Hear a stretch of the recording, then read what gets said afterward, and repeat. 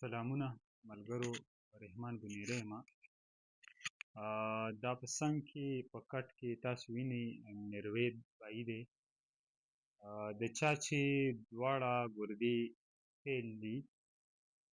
دغه مرض ډېر زیات خراب کړی دی، هر ځای ته په ډاکټرانو پسې وګرځېدو ګرځي. بلا مالي زیان یې وشو، جسم یې ورځ تر ورځ خرابېږي. بلا زموږ چې کوم لیدونکي کتونکي یا رشته داران خپلوان دي د دوی، هغوی ورسره امداد وکړو او کوي ورسره، خو دا زموږ ستاسو هم فرض جوړېږي چې د خپل وس مناسب د ده سره امداد وکړو. دوی ته اوس چونکې ډایلیسس ډاکټر ریکمنډ کړی دی، واشنګ یې هم 2-3 پیرۍ وکړو، خو ډاکټران ورته وایي چې که چېرې پلانټیشن وکړی شي، ګرده ورته بدل کړی شي، نو هغه به ډېره بهتر وي.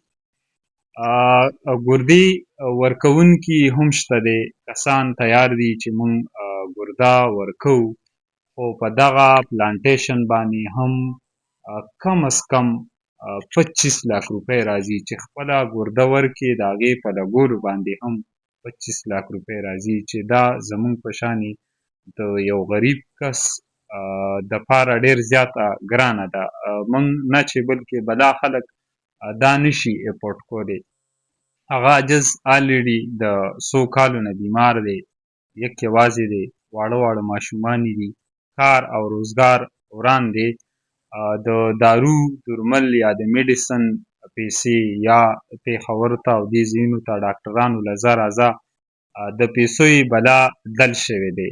ریکویسټ دا دی چې موږ او تاسو نمبر به یې زه شیر کړم، ورسره د وس مناسب امداد وکړو، خصوصا زموږ کوم وروڼه چې دوبۍ، سعودي یا فارن کنټریز کې اوسېږي، ورسیز دي، دوی ورسره امداد وکړي نو ډېره ښه وي.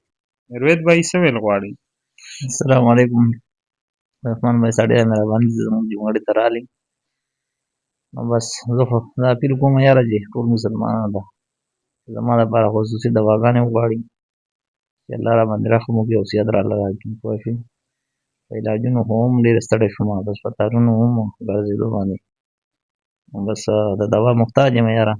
چا د وسه څه امداد کېږي نو زما نمبر به ورته ووایه، انشاءالله که خیر وي.